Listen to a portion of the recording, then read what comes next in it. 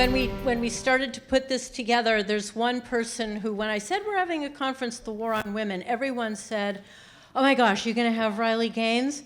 And I said, well, of course, not knowing if it was a doable thing or not, but the answer is yes.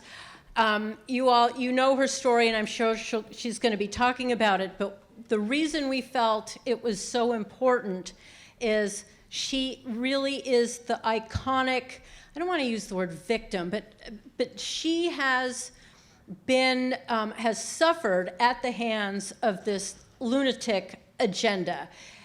Not only that, though, she has been attacked because she has stood up. She's been attacked physically and in all kinds of other ways. She noted at the time and still now, and I think in conversations we've had this, with this trans agenda being pushed on kids, where are the grown-ups? Where are the mothers standing up against this? Where are the fathers standing up? Where are the coaches? Where are the adults? So she's made that point. And not only that, but all these things happen to her. But for me, what's so important is the measure of a person is what they do next. And the stance that she has taken, the actions that she has taken, the work that she has done, how she's speaking out, how she's advocating for kids and for truth and for free speech is supreme to me. So please join me in welcoming Riley Gaines.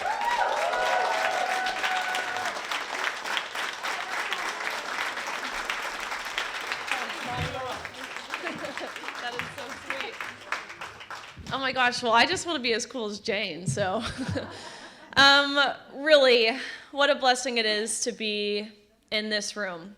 I just came from the State of the Union, which was, yeah. But for once in my life, I was glad that Biden was president because I didn't have to keep standing up and sitting down, standing up and sitting down. So that was a blessing. My legs didn't get tired. But I got to, I guess, listen to him scream. Why was he was screaming. My ears are like still ringing, misrepresenting our policies and misrepresenting the American people. But really, I've just felt an overwhelming amount of support and encouragement since being here. And no, I don't mean in the state of California. But today I've certainly felt more support than last time I was in California. In San Francisco, which was my first mistake, going to San Francisco. But I went there with the intention of sharing a very similar message to what I'm talking to you guys about. A similar forum, right? I'm at a podium, it's a classroom setting. But I was naive to believe that these students, it was at San Francisco State University. I was naive to believe that these students would come with an open mind and the willingness to have their hearts softened, because they did not. After I had concluded my speech, protesters, hundreds of them, entered into the room. They turned the lights off. They rushed to the front. That's when I start getting ambushed, assaulted. I'm getting punched in the face by these men who are wearing dresses, which fortunately for me, their punches don't really hurt that bad.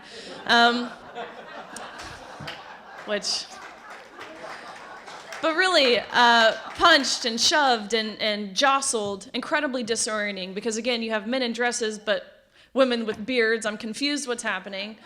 But ultimately, these protesters ended up holding me for ransom through the night in a room, demanding that if I wanted to make it home to see my family safely again, I had to pay them money.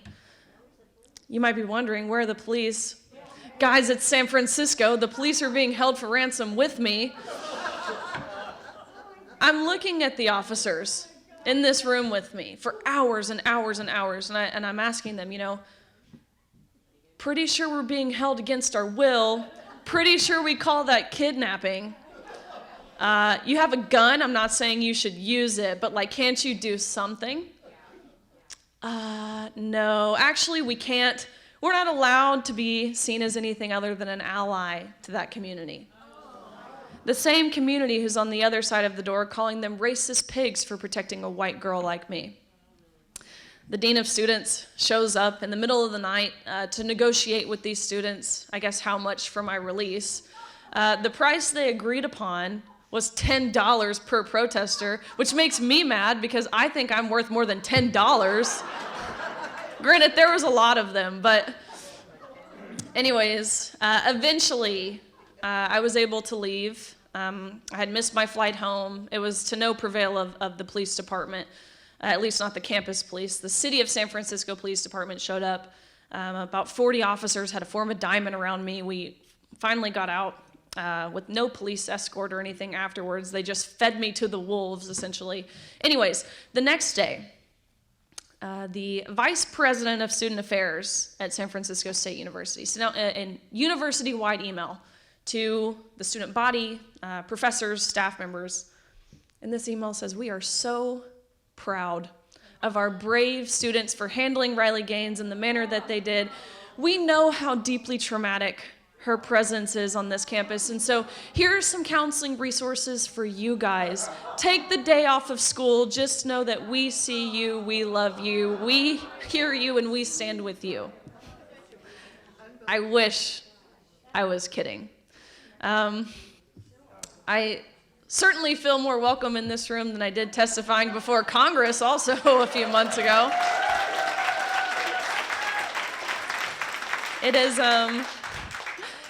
It is unfathomable to me that a 23-year-old, recent college graduate, college swimmer at that, has to go to D.C. to sit in front of our members of Congress, again, the beating heart of the American Republic, and explain to them that men and women are different. And then to be on the other side of that table and watch as they have these super confused looks on their faces.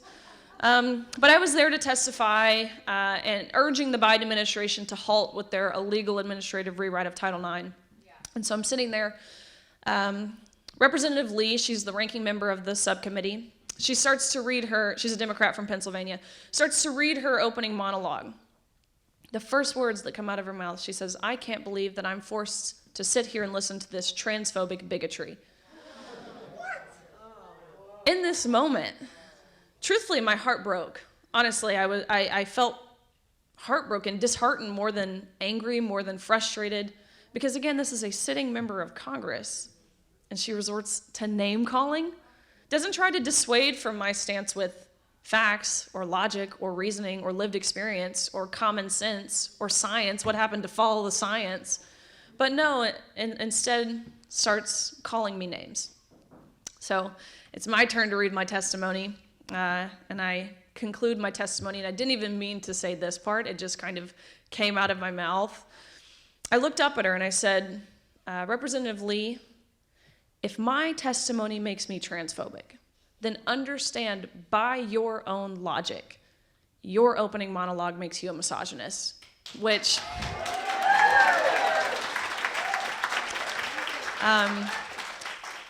as you can imagine, sent the hearing into a tailspin.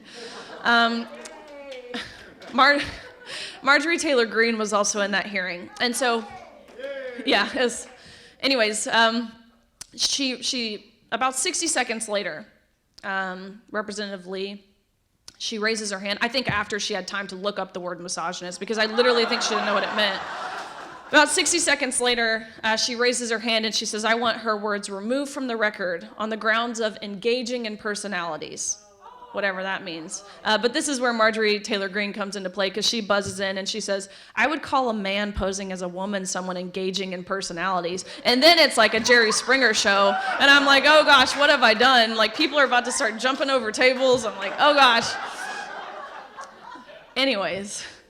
Let it be known that congressional record still stands, and she is, in fact, listed as a misogynist. So, but all of that to say, I could not be more excited to be in this room. So thank you, guys, truly. You're so sweet. A little bit about me. I graduated from University of Kentucky last year, where I got my degree in human health sciences and health law. And I had every intention upon graduating to go to dental school, to be a dentist. I had already accepted my seat. I put my deposit down. I had taken the DAT, which is this miserable 4-ish hour-long test to get into dental school, which, believe it or not, covers biology and chemistry and organic chemistry and math and science and reading, all the things.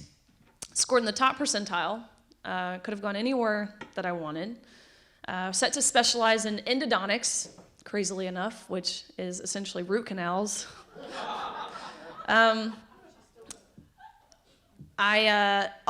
Never a position here that I imagine myself in. And being an athlete, you set goals and you work to achieve those goals. And so I felt like I had to somehow justify God's calling, and how he was really straying me away from the plan that I had set for myself. And I justify his calling now by saying I'm still working on getting to the root of the problem coming out of people's mouths. So it's kind of still like a root canal, and honestly, probably just as painful as one. But a little bit about my swimming. I started swimming when I was 4, graduated when I was 22, so dedicated 18 years of my life to my sport. Which parents in the room, former athletes in the room, you know what this is like. The time, the sacrifices that you have to make, the hours and the dedication. It's certainly not easy. It's impossible, really, to put into words. But I was willing to. I knew I had to do those things if I wanted to compete at the highest level and be successful at the highest level. So flash forward to my junior year of college, pretty heavily recruited. Again, I really could have gone anywhere in the nation that I wanted to swim. I'm biased. The SEC is the best conference. I'm so sorry. You guys can just do like what Texas and Oklahoma and what every other school is doing and just join the SEC, apparently. But I knew I wanted to stay in the SEC. My dad's an SEC Hall of Famer. My mom played softball. My oldest sister played softball. She went to Ole Miss. My brother's in college playing football now. So I knew I wanted to stay in the SEC. I did not know I wanted to go to Kentucky. Admittedly, I thought the only things that came from Kentucky were meth and Mountain Dew, which I was interested in neither. I'm still interested in neither. But I on a whim, took an official visit there, and I loved it. I loved the team. I loved the coaches. I loved the resources that they poured into us outside of even just athletics, into our academics and our service and our stewardship, all things that really mattered to me. So ended up going there, and really there could not have been a better place for me.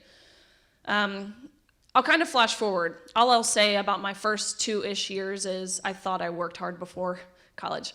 I was wrong. This was a different kind of working hard. We practiced 6 hours in the water every single day, with 3 of those hours being before 8 a.m. So you practice from 5 a.m. to 8 a.m. You go to class, you come back, you practice again from 1:30 to 4:30. We ate our dinner at old people time of 4:45 because we were starving. Iced our shoulders, did your homework, went to bed, did it all again the next day. Swam 15,000 yards about every day, which is about 10 miles every single day. So was improving, getting better for sure. Flash forward to my junior year,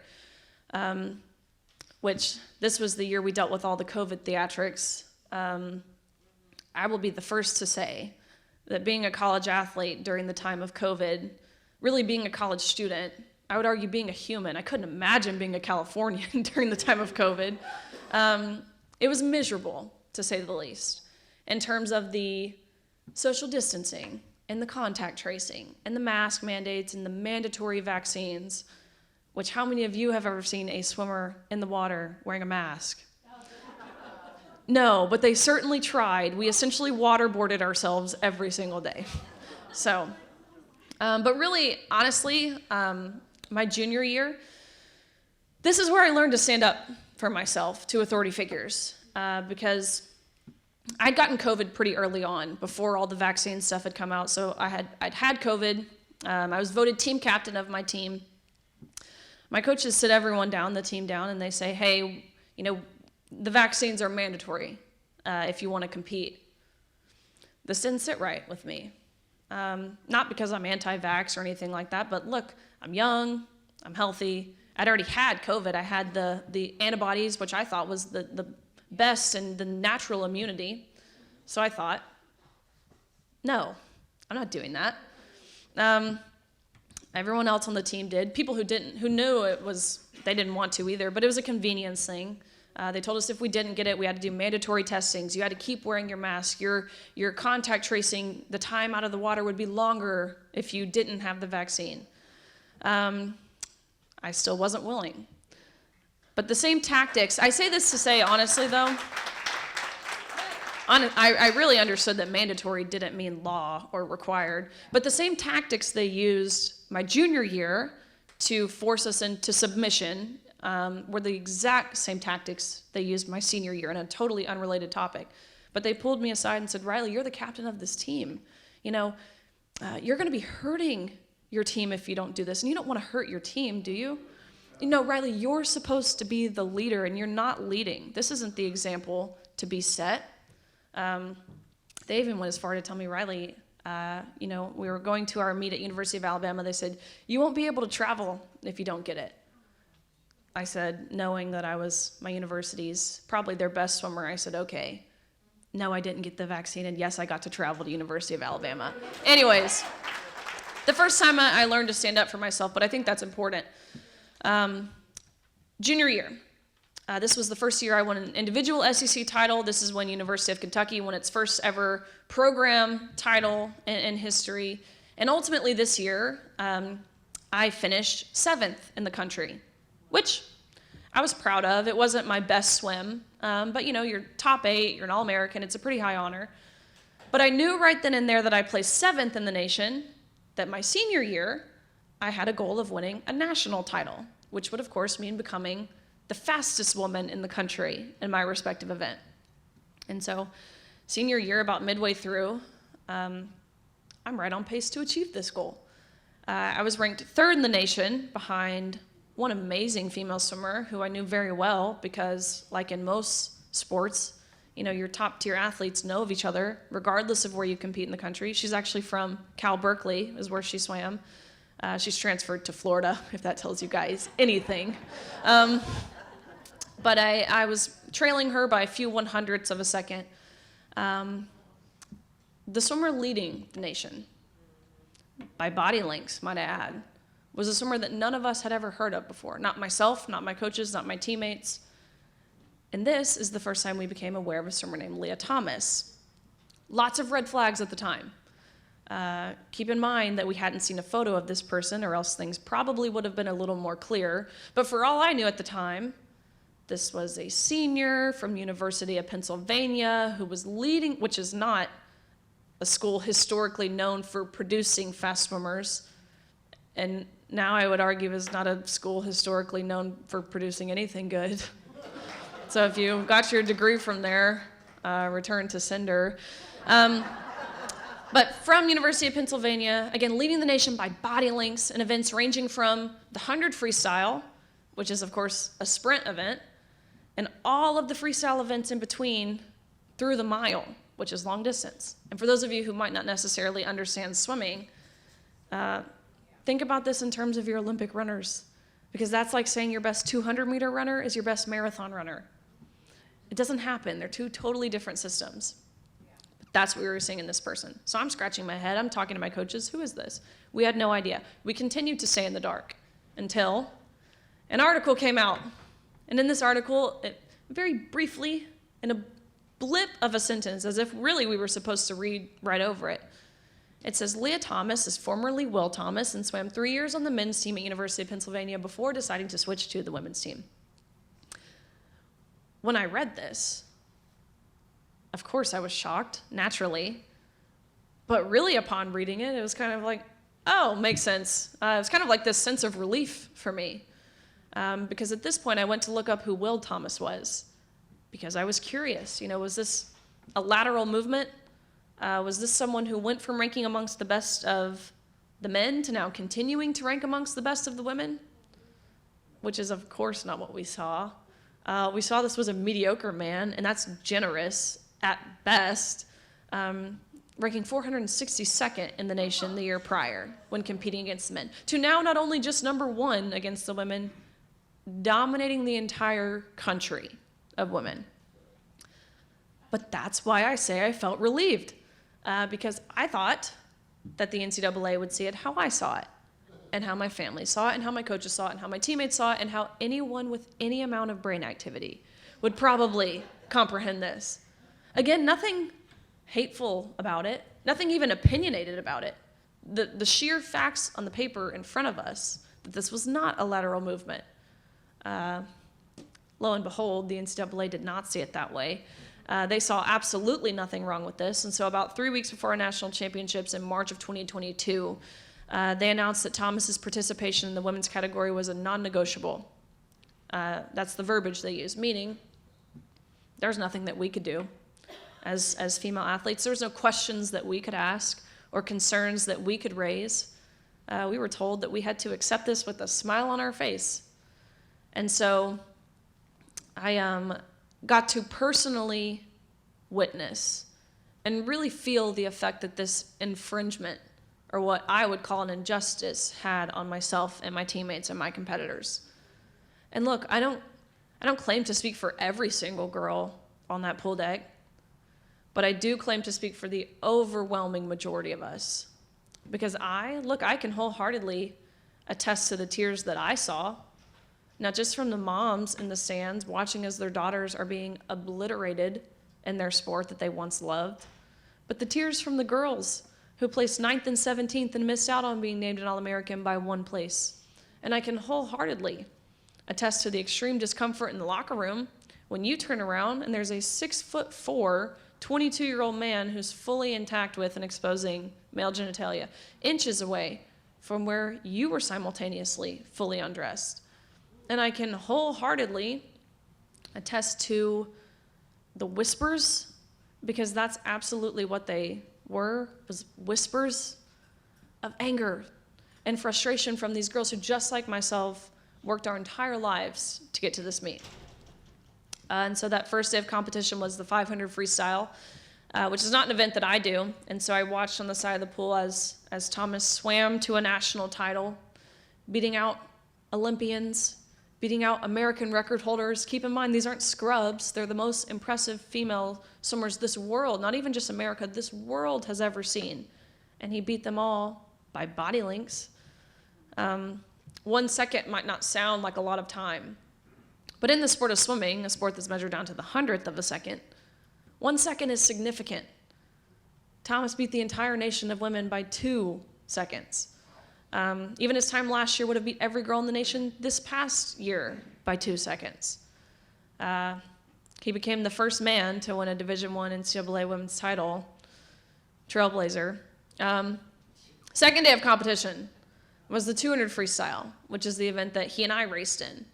And so we get on the blocks, dive off, we swim our 8 laps, I touch the wall at the end, I look up at the scoreboard, and almost impossibly enough, we had gone the exact same time down to the 100th of a second, meaning, of course, we had tied, which is incredibly embarrassing for a 6'4" man, might I add. But we had tied, which, racing for 1 minute and 40 seconds and not even 1/100th separated us. You can't tell me that's not divine intervention. But anyways, we get out of the water, we go behind the awards podium.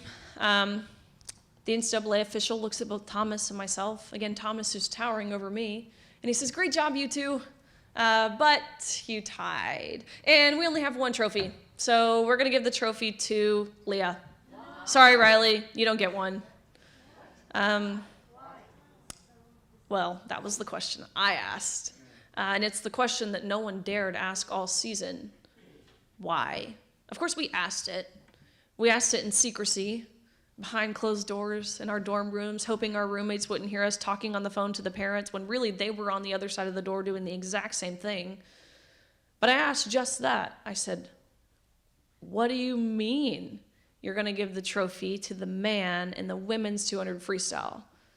Isn't this everything that Title IX was passed to prevent from happening? Why? What is your rationale?" He didn't know. They didn't give him a script of what to say when someone asked why. And so he's stumbling on his words, and he's, we're just doing this in chronological order, is what he said. And so I said, okay, do you mean alphabetical? Because G comes before T. Otherwise, I literally have no idea what you're being chronological about. We tied. At this point, he realized that he didn't actually have a justification. But this is also when his face changed. His eyes changed. His voice sounded somber. I could tell he didn't even believe what he was about to say. But I appreciate his honesty because he looked at me and he said, Riley, I am so sorry, but we have been advised as an organization that when photos are being taken, it's crucial that the trophy's in Leah's hands. Again, you can pose with this one, but you have to give yours back. Lia takes the trophy home. You go home empty-handed, end of story. That is when. That is the moment when, because truthfully, all season, of course, all season, we knew what was happening was wrong. We knew the unfair competition was wrong. We knew the locker room was wrong. We knew the silencing that we were facing from our universities was wrong. But it wasn't until this official reduced everything we had worked our entire lives for, down to a photo op, to validate the feelings and the identity of a man at the expense of our own. That's when. I don't think up until this point, I wouldn't say I was cowering, because I don't know if I was scared. I don't think I was really scared to talk about it. Maybe that's what we can call it. But really what I thought was someone else would do something. I thought surely there would be a coach who said something. Surely there would be someone within the NCAA, someone with political power, some other swimmer, someone's dad, quite honestly, would come down there and yank this man out of our locker rooms. I just was I guess I had this notion that someone who was supposed to be protecting us would protect us. But I realized in that moment, what a naive thought. What a naive thought for me to think. Because if we waited for people to do the right thing unprovoked, we would be waiting for forever. And it hit me. How in the world could we as women, as female athletes, expect someone to stand up for us if we weren't even willing to stand up for us? This has to come from us as women, as female athletes. So that's ultimately when I made my mind up. On top of, again, the locker room aspect, which if I had to see it, you guys at least have to hear about it. First of all, we were not forewarned that we would be sharing this changing space. No one told us that this was to be happening. The first time we became aware we would be undressing next to, again, this 6'4" man fully exposing himself in all of his glory or lack thereof, was when we were inches away from this man doing just the same, fully undressed. I can't even put into words the feeling of, look, like you have your back turned, all of a sudden you're undressing and you hear a man's voice. Of course, it's awkward, it's embarrassing, it's uncomfortable. It was innate for every girl in that changing space to cover themselves, whether it was with your towel, your suit, your hands, whatever you could, and to get out of there. But, really, I think the best way to describe this experience was, it was an utter violation. It felt like betrayal, and it was traumatic. And not even necessarily traumatic because of what we were forced to see or how we were forcibly exploited. It was traumatic for me to know just how easy it was for these officials or whoever created these policies and implemented them to totally dismiss our rights to privacy without even a second thought, without even, again, bare minimum forewarning us that this would be the arrangement. And again, on top of the silencing, which I mentioned what they did during the time of COVID and how they, what I would call, emotionally blackmailed us into being coerced to doing what they wanted us to do or feeling how they wanted us to feel.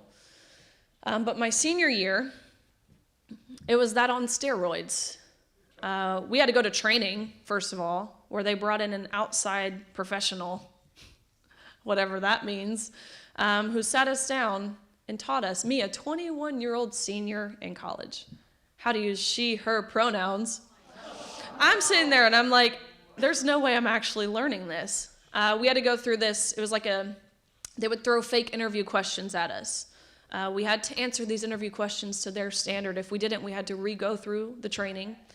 But not only did we have to learn how to use she, her pronouns, we had to learn he, him pronouns, because at the same national championships where we had Lia Thomas, right, a a man, self-identifying as a woman. We were told we fully had to treat this person as a woman.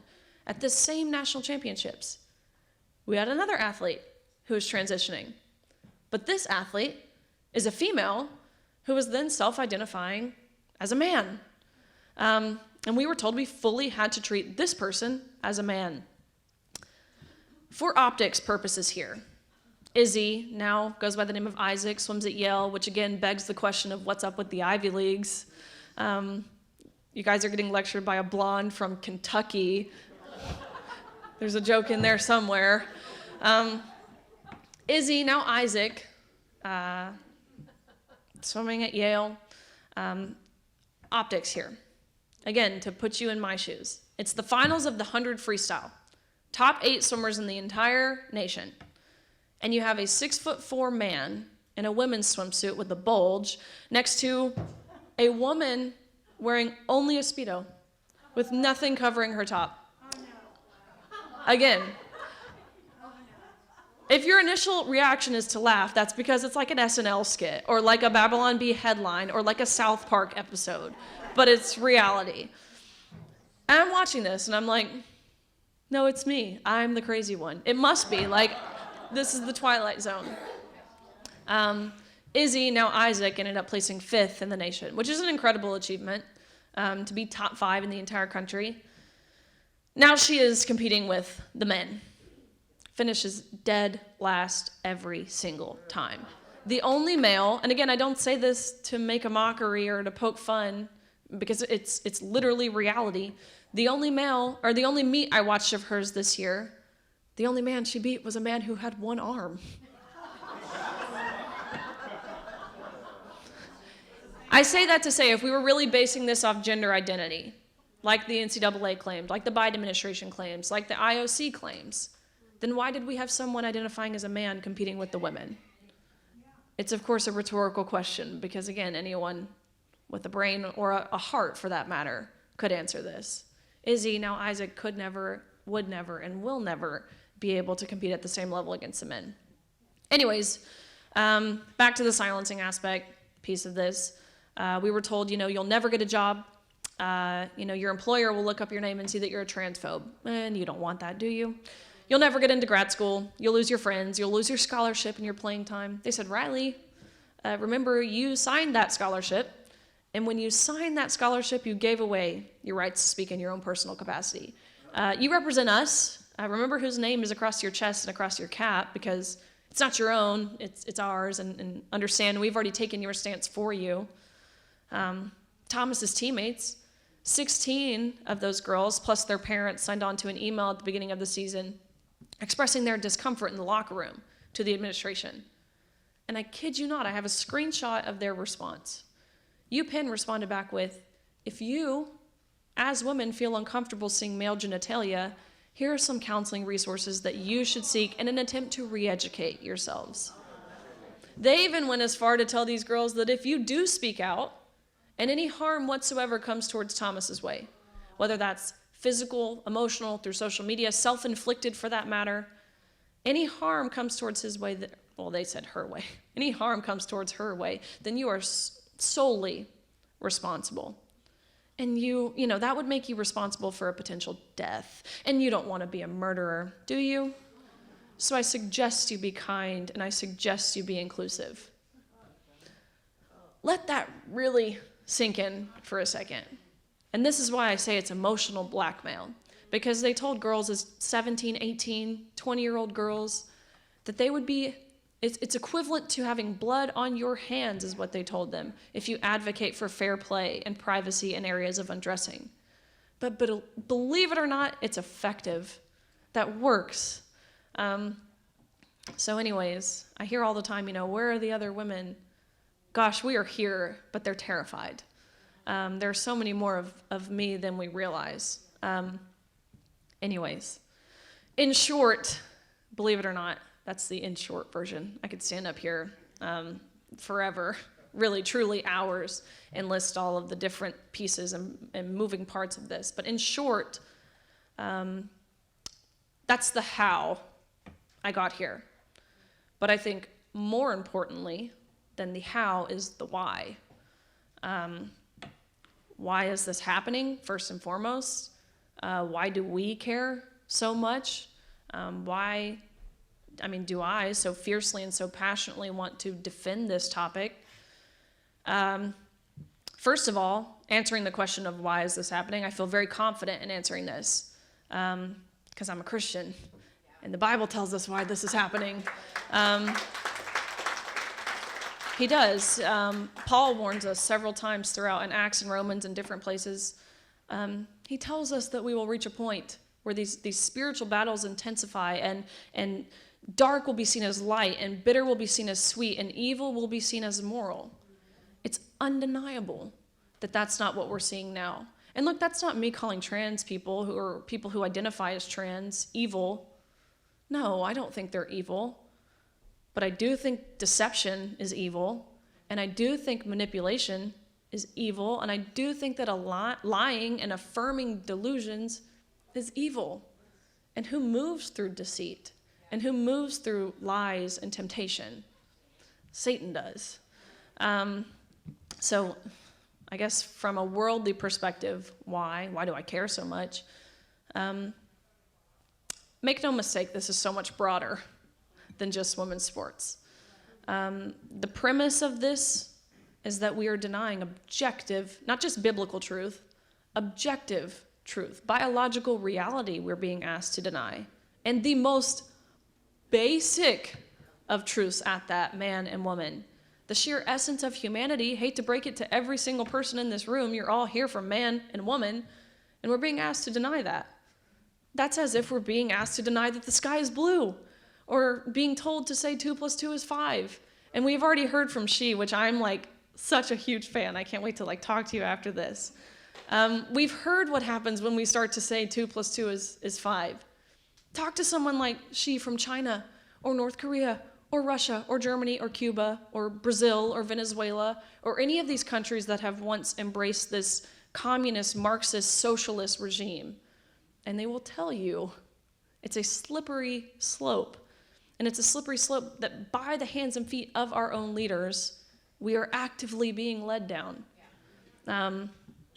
If you look at the different pieces of it, which have already been outlined so perfectly, but really, to again put it in front of you, the denial of truth, not to mention the shift in language. Have you noticed it's no longer woman or mother? In California, just a week or two ago, they introduced a bill that would change the word female in state statute to person. It's now cervix haver, or uterus owner, or menstruator, or bleeder, or chest feeder, or birthing person, or whatever other derogatory term they can come up with that reduces women down to their biological functions and capacities. I noticed they're not doing it to men. Could you imagine if we started calling men sperm producers? Or excuse me for being explicit, sorry, but erection havers? Men would not put up with this for 1 second. But we as women, we're clapping and cheering it as it goes on. Anyways, and this idea, I have such a problem with it. When people say biological woman, I did this at first. I thought it was necessary to make the distinction. Look, I'm a biological female. Thomas is a biological male. I took a lot of upper level math courses in college for my major. And so I'm sitting there one day and I'm like, if this was an algebra equation, I think that word biological would just cancel out. Why are we saying that? I'm like, why are we saying that? And I finally understood then. We're playing their game.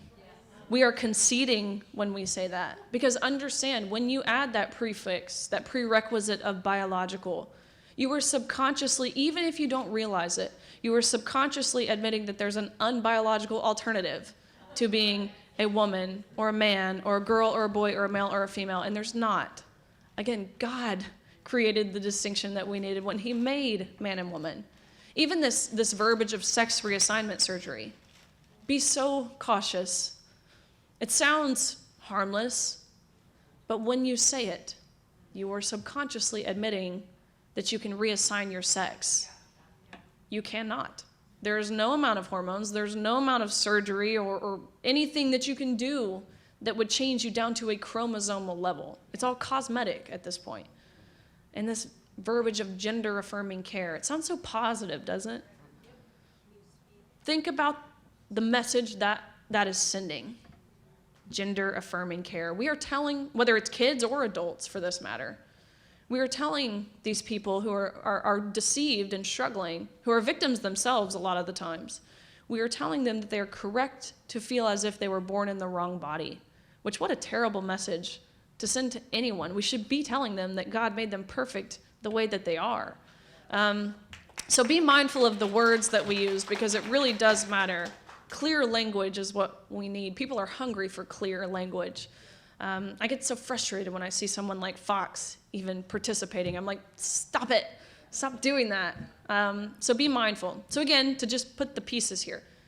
The denial of truth, the shift in language, the breakdown of faith. We used to be a country that proudly said, "In God we trust," or "one nation under God."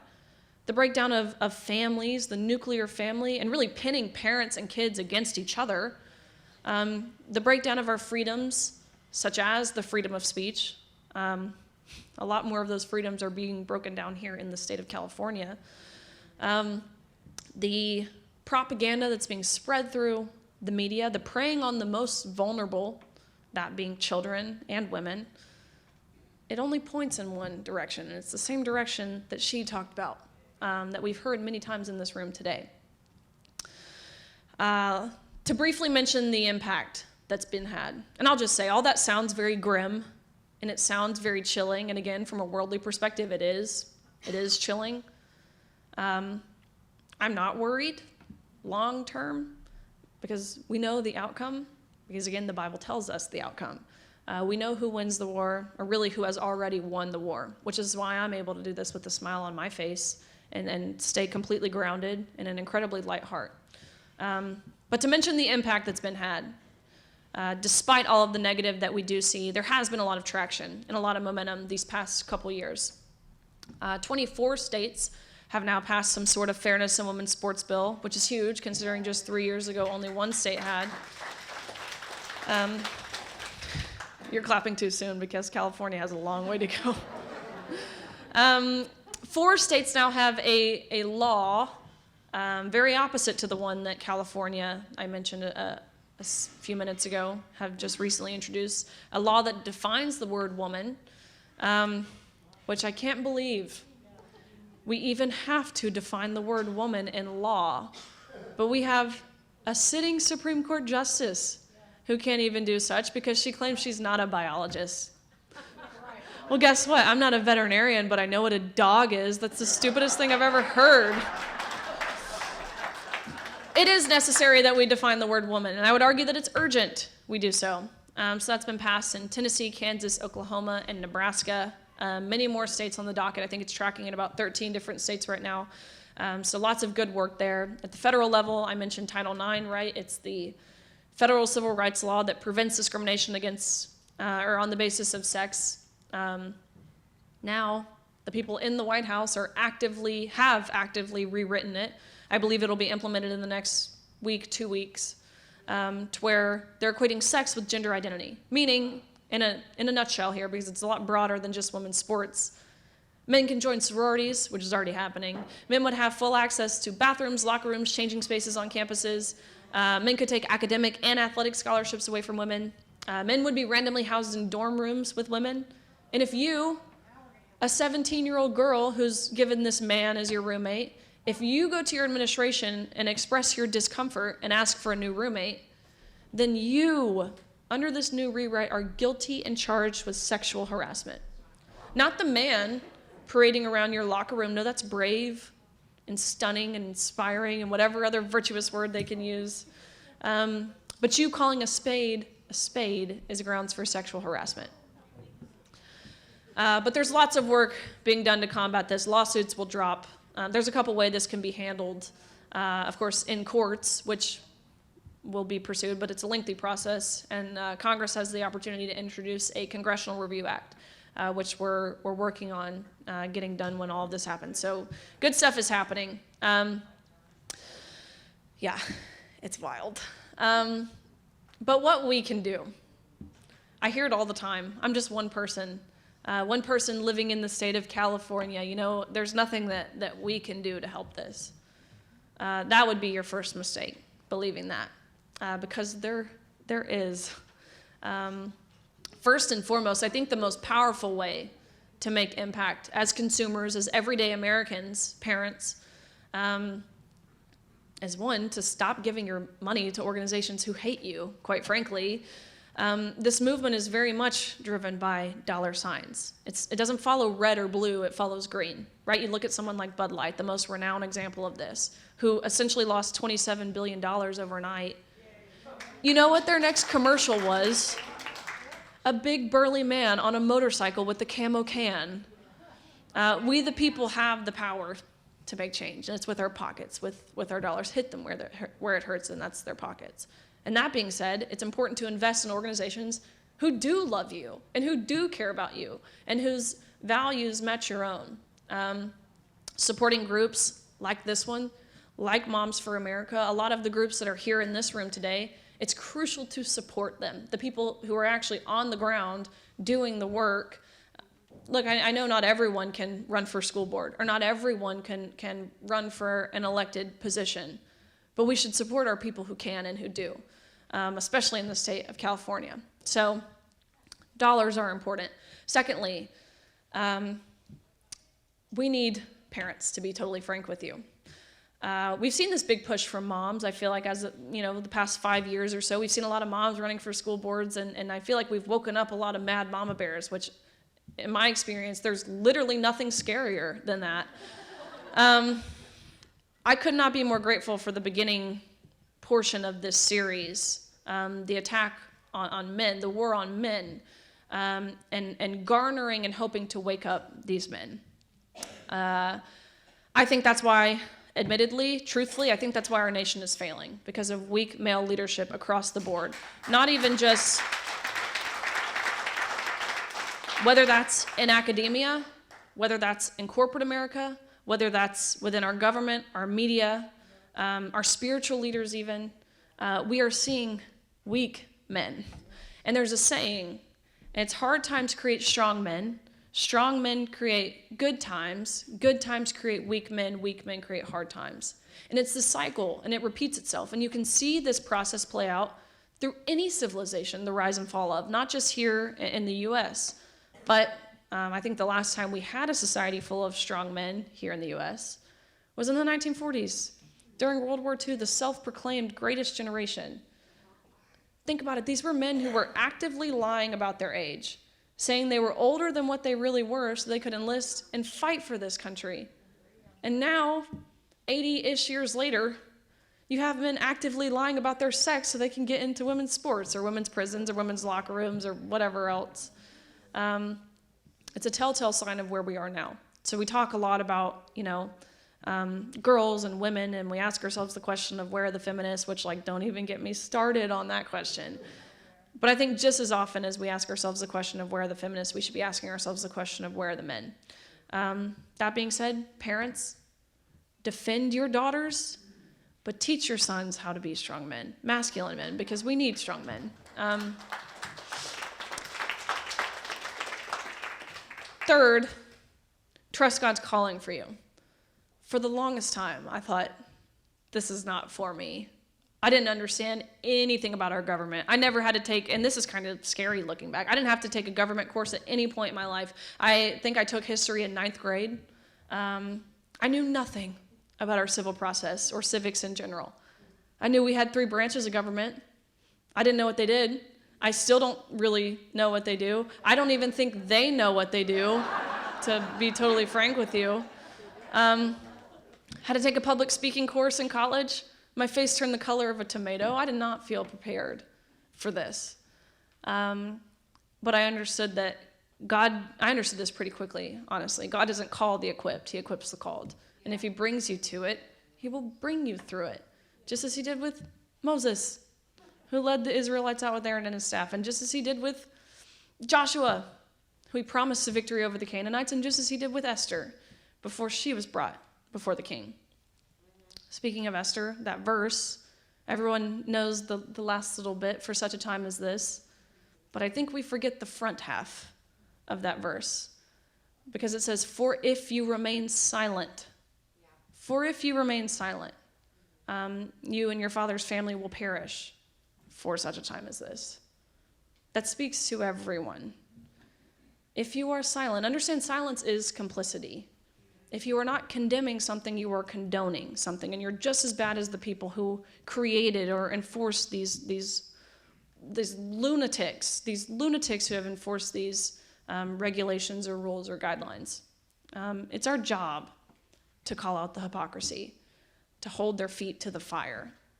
It's our job. One more point, I just thought of this actually. In California, we talk a lot about the sports realm, again, much broader than that. And prisons.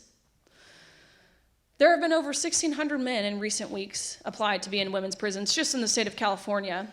And these are men who are convicted sex offenders or other heinous crimes like kidnapping or child pornography. And they're getting into women's prisons. And they're impregnating women. It's happening in New York, New Jersey, Ohio, Kansas, of course in California. In New York, they have posted placards in their all women's facilities about pregnancy prevention. And you know what they did just a couple weeks ago during the Super Bowl, actually on Super Bowl Sunday in the state of California? These, whoever, I guess, officers, whoever it was, worked overtime. They got overtime hours, and they came in when no one was looking. Everyone's distracted with the Super Bowl. And in women's facilities in California, they put in condom dispensers and dental dams in all women's facilities. Now, why would they need condom dispensers? Not only, first of all, sexual activity or intercourse is not allowed in prisons, but by putting these condoms in there, not only are they allowing it, they're essentially encouraging it. That's right here, guys. I could list a bajillion examples in California. Anyways, all of that to say, it's up to us. We have to fight. It's my future that's at stake. A lot of you guys will be long gone by then, but I won't be. I'm kidding. I'm totally kidding. But really, it is your kids' future, your grandkids' future, and still your future. The only person who was really a prominent figure during this time who has taken our side is Martina Navratilova, ironically. We don't agree on anything else, but we agree on this. And honestly, those are our allies. So she's a dear friend. Again, she hates Trump. She loves Biden. I don't understand it. But I'm like, you know what? I'm willing to hold your hand kind of from afar, but I'll hold your hand and but she's been great. Billie Jean King, really who we have to accredit Title IX to. She played in the Battle of the Sexes. It was this huge feat when she won. She's undermining everything she once fought for, and she's actively fighting for male inclusion in women's sports. You think of people like the National Organization of Women, right? Now, they're leading the charge in dismantling it all, dismantling women's opportunities and safety and privacy. When I testified before Congress this most recent time, I was sat next to a Democrat witness who was the president of the National Women's Law Center. And in her testimony, she said women should just learn how to lose more gracefully. Feminist organizations, they're failing us. And again, I could sit up here and speak to the feminist movement. Yeah, crazy. So that's why we fight. Again, could not be more grateful to be here, to be in the room with amazing people like she. I mean, it's just truly incredible. And for you all to be here.